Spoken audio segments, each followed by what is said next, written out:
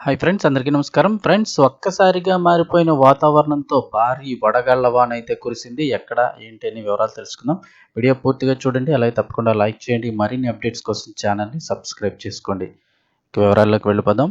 వాతావరణం ఒక్కసారిగా మారిపోవడంతో భారీ వడగళ్ల వర్షం అయితే కనుక కురిసింది. ఎక్కడ అని చూస్తే హర్యానాలోని కర్నాల్ జిల్లాలో ఆదివారం తెల్లవారుజామున వాతావరణం ఒక్కసారిగా మారిపోయింది. అప్పటి వరకు అంతా బాగానే ఉన్నప్పటికీ సడన్గా ఉరుములు మెరుపులతో కూడినటువంటి భారీ వడగళ్ల వాన కురిసింది.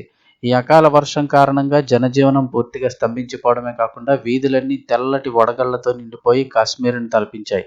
ఈ హఠాత్ పరిణామంతో ఉష్ణోగ్రతలు ఒక్కసారిగా పడిపోవడంతో ప్రజలు చలితో వణికిపోతున్నారు.